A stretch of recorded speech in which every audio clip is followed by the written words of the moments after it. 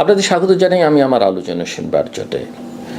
আমি যেটা প্রথম থেকে বলবার চেষ্টা করছিলাম যে এই সরকার যদি এত কিছু না পেঁচিয়ে একটা ভালো নির্বাচনের দিকে যেত, যদি আমরা নেপালের দিকে তাকাই সাম্প্রতিককালে, যে দায়িত্ব নিয়েই সুশীলা প্রথমেই বলে দিয়েছেন যে মার্চের কত তারিখে নির্বাচন হবে। যারা আন্দোলনে ছিলেন তারা ব্যাক করেছেন, যে যার জায়গায় ফিরে গেছেন, একটা স্থিতিশীল পরিস্থিতি তিনি তৈরি করতে পেরেছেন। এবং বলা হয়েছিল, তাকে নির্দেশ দেওয়া হয়েছিল তিনি যেন রাজনৈতিক দলগুলো থেকে প্রতিনিধি নিয়ে নির্বাচন করেন। তিনি সেটা নাকচ করে দিয়েছেন। তিনি বলেছেন যে এই ধরনের ছোট্ট সময়ের জন্য একটা সরকারের রাজনৈতিক দলগুলোর যারা নির্বাচনে প্রতিনিধিত্ব করবেন তাদের থাকবার দরকার নেই। আমি মনে করি তিনি একটা গুরুত্বপূর্ণ ইতিবাচক সিদ্ধান্ত নিয়েছেন। কিন্তু বাংলাদেশের রাজনীতিবিদদের এবং বুদ্ধিজীবীদের বোঝা খুব দায়। যেমন ধরেন, আমি বুঝতে পারি না এই যে খবরটি নিউ ইয়র্ক টাইমস এবং প্রথম আলো বের করলো, টিউলিপ সিদ্দিক ভারত যুক্তরাজ্যের লেবার পার্টির একজন পার্লামেন্টারিয়ান, অত্যন্ত পরিচিত, শেখ হাসিনার বোনের মেয়ে, শেখ রেহানার মেয়ে, কিন্তু তিনি ব্রিটিশ সিটিজেন এবং তিনি ব্রিটিশ রাজনীতিতে মোটামুটি বেশ প্রভাবশালী এবং তিনি সিটি মিনিস্টার টাইপও কিছু একটা হয়েছিলেন। পদত্যাগ করেছেন পশ্চিমা গণতান্ত্রিক যে রাজনৈতিক সংস্কৃতি সেই ধারায় যখন তাকে নিয়ে বাংলাদেশে শেখ হাসিনার সঙ্গে সম্পর্ক বা বাংলাদেশ বিষয়ে নানা অভিযোগ উঠতে থাকলো। কিন্তু প্রশ্ন হচ্ছে, সর্বশেষ যে খবরটা বেরোলো যে তার বাংলাদেশি ন্যাশনাল আইডি, ভোটার তালিকার তার নাম, তার পাসপোর্ট, এটাকে কি বলে জানেন? এই যে এই কাজটা হলো, প্রথমত বাংলাদেশি অরিজিন, এটা একটা কারণ হতে পারে। আমাদের অনেক অর্জন আছে, বাঙালিদের অনেক গৌরব গাথা আছে, কিন্তু আমাদের কিছু চারিত্রিক দুর্বলতা আছে। আরেকটা বিষয় হচ্ছে যে সঙ্গদোষ। যতই ব্রিটিশ হন না কেন টিউলিপ সিদ্দিক, এই যে তার মা, খালা, আওয়ামী রাজনীতি, বাংলাদেশের যে কালচারের যে সঙ্গদোষ, সেই সঙ্গদোষের কারণে তিনি এর থেকে বের হতে পারলেন না। আমি বুঝি না যে জাতিসংঘ সাধারণ অধিবেশনে অন্তর্বর্তীকালীন সরকার প্রধান প্রফেসর মোহাম্মদ ইউনূস যাবেন, তিনি এবার 4 জন রাজনীতিককে নিয়ে যাচ্ছেন, গতবার এটি নিয়ে যাননি। এবং এই 4 জনের মধ্যে একজন আবার লন্ডন থেকে এসে যুক্ত হচ্ছেন এই টিমে।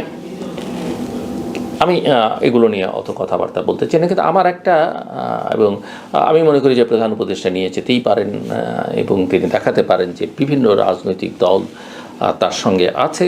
আন্তর্জাতিক মহলকে অতীতে সেটা হয়তো দেখাবার প্রয়োজন পড়েনি, কিন্তু এখন হয়তো কোনো না কোনো সংকটের কারণে তার দেখাবার প্রয়োজন হচ্ছে তার ডোমেস্টিক অডিয়েন্স এবং ইন্টারন্যাশনাল অডিয়েন্সকে বোঝাবার জন্যে। কিন্তু এই টিমে যারা যাচ্ছেন তাদের মধ্যে আমি একটু বিস্মিতই হলাম বিএনপি মহাসচিব মির্জা ফখরুল ইসলাম আলমগীরের নাম দেখে। আপনারা জানেন যে আমি ওনার একজন সজ্জন, শিক্ষিত ভদ্রলোক এবং বাংলাদেশের রাজনীতিতে অত্যন্ত ইতিবাচক একজন মানুষ, এবং আমি বিএনপির একজন অ্যাসেট হিসেবে তাকে বহুবার বলেছি। আমি এখনও সেটা মনে করি এবং মনে করি যে বাংলাদেশের রাজনীতিতে কন্ট্রিবিউট করবার ওনার যথেষ্ট সুযোগ আছে। কিন্তু মানুষ মাত্রই ভুল করে, মানুষ মাত্রই বিবেচনায় হয়তো ভুল ত্রুটি হয়ে থাকতে পারে, এটা আমার বিবেচনা, মেবি আই এম রং, বা এটা হয়তো ওনার দলেরই সিদ্ধান্ত। উনি এই টিমের মধ্যে কেন আমি এটা বুঝি না। যারা যাচ্ছেন তাদের সঙ্গে ওনার যাওয়াটা মানায় কি না আই এম নট শিওর। যে রাজনৈতিক প্রতিনিধিরা যাচ্ছেন রাজনৈতিক দলের, তার মধ্যে উনি কিভাবে নিজেকে ফিট করেন আমি আমি আমি সেটা বুঝি না। নিশ্চয়ই এর পেছনে হয়তো ভালো যুক্তি থাকতে পারে। এবং আমরা জামাত শিবির নিয়ে আলোচনা করছি। অনেকেই বলছেন যে বিশ্ববিদ্যালয়গুলো ডাকসু নির্বাচনে কারচুপি, এই অভিযোগ করবার চেষ্টা করছেন, কিন্তু আমি এগুলোকে মনে করি যে অভিযোগ করে আসলে খুব একটা লাভ নেই। অভিযোগ আপনি করতে পারেন, ত্রুটি বিচ্যুতি ধরিয়ে দেবে, কিন্তু মূল বিষয়টা হচ্ছে যে এই ডাকসুতে আসলে এরা বিজয়ী হচ্ছে, এটা আপনাকে মানতে হবে, অ্যাকসেপ্ট করতে হবে। এবং সেটা যদি অ্যাকসেপ্ট না করতে পারেন, আপনি যদি শুধুমাত্র অভিযোগের মধ্যেই থাকেন, তাহলে আপনি নিজেকে কারেকশনটা করতে পারবেন না। এখন একটা বড় জায়গায় আমরা নজর দিই না যে জামাত শিবির যে এই কাজগুলো করছে। আমি বরাবরই বলেছি যেটাকে আমি খুব একটা বড় রাজনৈতিক দল হিসেবে দেখি না, বরং এটা একটা ক্যাডার বেসড অর্গানাইজেশন, এক ধরনের কাল্ট, একটা বড় কর্পোরেট হাউস, ব্যবসায়িক প্রতিষ্ঠান, যেভাবেই আপনি দেখেন না কেন, আপনি যদি জামায়াতে ইসলামের গঠনতন্ত্র ঘোষণাপত্র পড়েন বা শিবিরের গঠনতন্ত্র ঘোষণাপত্র পড়েন, আপনি যেভাবে তারা নির্বাচন করেছে এটা কিন্তু অ্যাকসেপ্টেবল নয় তাদের। তারা আমরা দেখলাম যে প্যানেলে বিভিন্ন ধর্মের ছাত্রদেরকে নিয়েছে, মেয়েদের তারা অনেক প্রাধান্য দিয়েছে। তাদের গঠনতন্ত্র বা ঘোষণাপত্র অনুযায়ী যে রাজনীতি তারা করতে চাইছে, শরিয়া ভিত্তিক যে রাজনীতি করতে চায়, সেখানে এগুলোর কিন্তু কোনো সুযোগ নেই। এটাই হচ্ছে সমস্যা। আপনি বলছেন একটা, করছেন আরেকটা। আমি আপনার এটাকেও সমর্থন বা করছি না বলছি না, আপনার ওই গঠনতন্ত্র ঘোষণাপত্রকে সমর্থন করছি বা করছি না, কিন্তু আমি এর মধ্যে কোনো মিল খুঁজে পাই না। একাত্ম নিয়ে আপনি কিছু বলবেন না, আপনার অপরাধের জন্য ক্ষমা চাইবেন না, কিন্তু আপনি বলবেন মুক্তিযোদ্ধারা বীর সন্তান, ৭১ আমাদের ইতিহাসের গৌরবোজ্জ্বল অধ্যায়, আপনি এখন বৌদ্ধভূমিতে যাবেন, মোনাজাত করবেন, এটা করবেন, ওটা করবেন, কিন্তু আপনি কিন্তু আসল জায়গায় বলছেন না। এগুলোই হচ্ছে এক ধরনের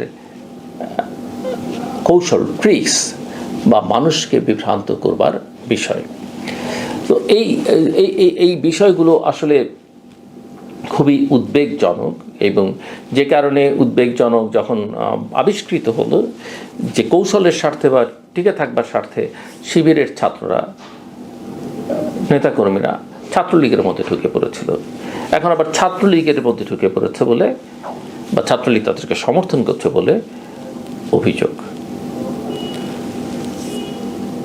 আপনি যখন ছাত্রলীগকে রাজনীতি করতে দিচ্ছেন না, তার সমর্থকরা কি করবে? সে তার অস্তিত্বের জন্যে, এবং ভোট দেওয়া তার রাইট, সে যদি ভোট দেওয়ার সুযোগ পায়, সে যেখানে কমফোর্ট ফিল করবে তার স্বার্থে, তার রাজনীতির স্বার্থে সে সেটাই করবে। দরকার হলে সে ছাত্রদলকে ভোট দেবে, সরকার হলে শিবিরকে দেবে, ন্যাশনালিস্ট সে জামাতকে ভোট দেবে, দরকার হলে সে বিএনপিকে ভোট দেবে, দরকার হলে অন্য আরেকটা পার্টিকে ভোট দেবে।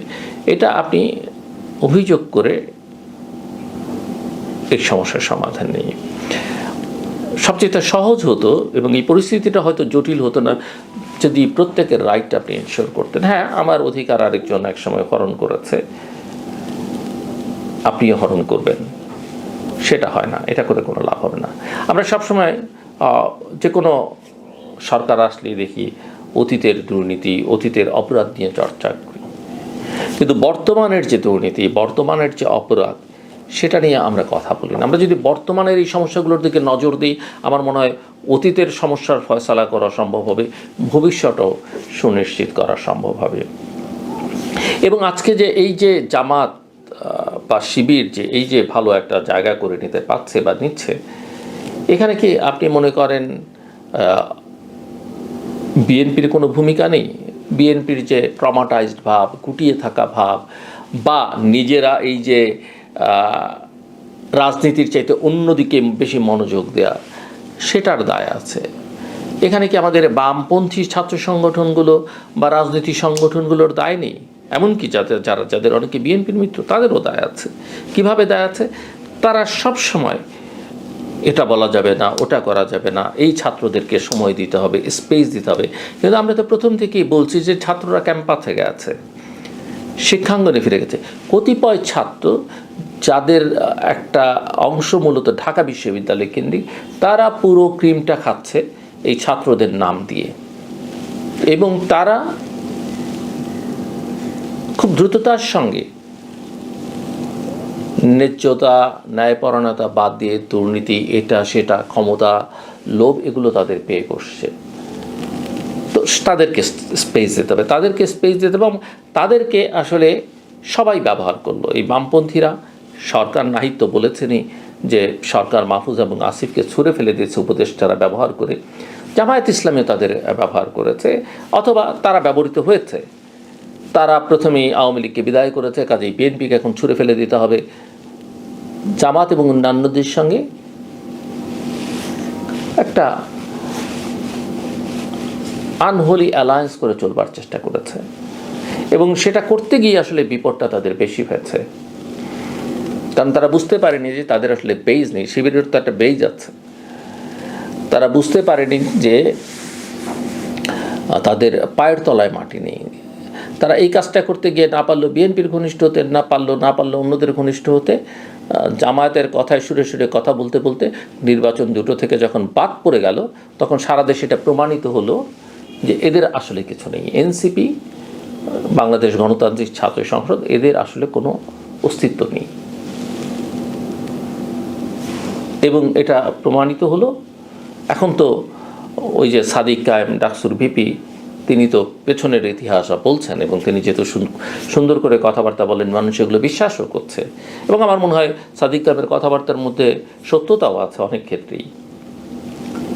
সো নাই হয়ে গেলেন। এবং এই নাই হওয়ার প্রক্রিয়ায় যেমন কিছু মানুষ উপদেষ্টা পরিষদে, তার বাইরে, দেশে বিদেশে, তারা এই ছাত্রদেরকে ব্যবহার করেছেন। আমি দেখলাম অনেকে এখন যারা ইউটিউবে বা অন্যান্য জায়গায় কথাবার্তা বলেন আমার মতো, তারা আবার এখন যারা ছাত্রদের পক্ষে দুদিন আগে বলতেন, তারা এখন তাদের নানা রকমের সমালোচনা করছেন। তো এই একটা গোষ্ঠী যেমন তাদের ব্যবহার করেছে, আরেকটা গোষ্ঠী তাদেরকে সমীহ করে চলতে গিয়ে নিজেদের রাজনীতিটা না করে এদেরকে বিপদে ফেলেছে, এবং এরা নিজেরাও ওর সঙ্গে মিলেমিশে ওর বিরোধিতা করে নিজেরাও বিপদে পড়েছে। তো সব মিলিয়ে সময়টা এখন আসলে আমি যেটা দেখি, যে শক্তিকে অনেকেই চাইছিলেন না দেশের ভাবমূর্তির স্বার্থে, দেশের জন্মের যে অঙ্গীকার, সেই অঙ্গীকারকে পূরণ করবার স্বার্থে রাজনীতিতে খুব একটা যাদের জন্য সম্ভাবনা ছিল না, তারা এখন ক্রমশ সম্ভাবনাময় করছেন। দেশের জন্য এটা ভালো কি খারাপ সেটা ভবিষ্যতই বলবে। তবে যদি খারাপ হয়, এর দায় আওয়ামী লীগকে নিতে হবে, কারণ আওয়ামী লীগ কখনোই অন্য কোনো গণতান্ত্রিক শক্তিকে স্পেস দিতে চায়নি, বিএনপিকে তারা স্পেস দিতে চায়নি। দিলে হয়তো পরিস্থিতিটা এরকম জায়গায় দাঁড়াতো না। বিএনপিকে দায় নিতে হবে। বিএনপি রাজনীতি বোঝা থেকে রাজনীতি করার চাইতে অন্যদিকে তাদের মনোযোগ অনেক বেশি, এটা মনে হয়েছে, এবং তারা খুব একটা বোঝেন তেমনটা আমার কাছে এখন আর মনে হয় না। এবং এটাও মনে হয় না যে বিএনপির নেতৃত্বের যে দুর্বলতা ইতিমধ্যেই প্রকাশিত, এই নেতৃত্বকে আসলে ঠেলে সাজানো উচিত। এবং তারেক রহমান ভারপ্রাপ্ত চেয়ারম্যান, তিনি এই বিষয়ে উচ্চগী হবেন কিনা, হয়তো তার মধ্যে কোনো দ্বিধা আছে, যেহেতু দলের চেয়ারপারসন বেগম খালেদা জিয়া তার মা, এবং তিনি অসুস্থ, কাজে তার সেটআপে তিনি হয়তো হাত দিতে চান না। কিন্তু মা ছেলের এই ভালোবাসা বা এই মায়া এবং শ্রদ্ধার এই সম্পর্ক দিয়ে তো দেশ চলে না, দল চলে না। দলটাকে ঠিকঠাক না করলে দলটা আসলে দেশের প্রতি মনোযোগী হতে পারছে না এবং পারবে না, এবং তার ভোগান্তি দেশবাসীকে পোহাতে হবে, দলকেও পোহাতে হবে। সেই কারণে আমার কাছে মনে হয় যে বিএনপি স্ট্যান্ডিং কমিটির একটা সিংহভাগই অকার্যকর, কেন্দ্রীয় কমিটিও যেটা নির্বাহী কমিটি আছে সেটাও কতটা ক্রিয়াশীল। আমি একসময় দেখতাম, একবার বিবেচনা করে দেখেছি যে আন্তর্জাতিক সম্পাদক আছে কয়েকজন, আমি তাদের কোনো দিন কোনো আন্তর্জাতিক বিষয়ে বক্তব্য দিতে শুনিনি, কোনো আন্তর্জাতিক সম্পর্ক প্রতিষ্ঠায় তাদের কোনো ভূমিকা দেখিনি। তার বাইরে আবার গিয়ে একটা ফরেন রিলেশনস কমিটি, সেটারই কি প্রয়োজন? ফরেন রিলেশনস কমিটিতে থাকলে দলের আর আন্তর্জাতিক সম্পর্ক বিষয়ক পদের কি দরকার? এগুলো আমার কাছে অনেক সময় বোধগম্য নয়। আমি দেখলাম না যে এত বছর বিএনপি আওয়ামী লীগের সময় আমরা আলোচনা করেছি যে তাদের একটা শ্যাডো ক্যাবিনেট থাকা দরকার, সেটাও নেই। এই এক বছরও তারা সেরকম কোনো কিছু করতে পারেনি, যে আমরা বুঝতেই পারি না যে কে তাদের ভবিষ্যতে তারা ক্ষমতায় গেলে কে কী হবে। এইসব জায়গায় বিএনপির দুর্বলতাটা খুব স্পষ্ট। আন্তর্জাতিক সম্পর্কে তাদের অবস্থান আসলে কী হবে সেটাও খুব পরিষ্কার নয়। এটা ওই অনেকটা সবার সঙ্গে বন্ধুত্ব, কারো সঙ্গে বৈরিতা নয়, ওই ধারায়। এবং ওই ধারায় যে আজকের রাজনীতি আন্তর্জাতিক সম্পর্ক চলবে না, সেটাও তারা বুঝতে পারছে বলে মনে হয় না। সব কিছু মিলিয়ে জটিল। তবে আমি আবারও বলি যে আওয়ামী লীগ, বিএনপি, জামাত, জাতীয় পার্টি কারো পক্ষে বা বিপক্ষে আমার অবস্থান নয়। আমি সাদা চোখে যা দেখছি সেটাই শুধু বলবার চেষ্টা করছি। দেশের জন্য যদি এদেরকেও, যাকে আমি আজকে পছন্দ করছি না, তিনি যদি ভালো করেন, নিঃসন্দেহে আমি তার সেই ভালোটার প্রশংসা করব। আবার যাকে মনে হবে আমি তার প্রশংসা করছি, কিন্তু তিনি যদি সুপথে না হাঁটেন, আমার কাছ থেকে আমি সততার সঙ্গে বলতে পারি এটুকুই, যে আমার কাছ থেকে সেই সমালোচনাটাও তাদেরকে শুনতে হবে।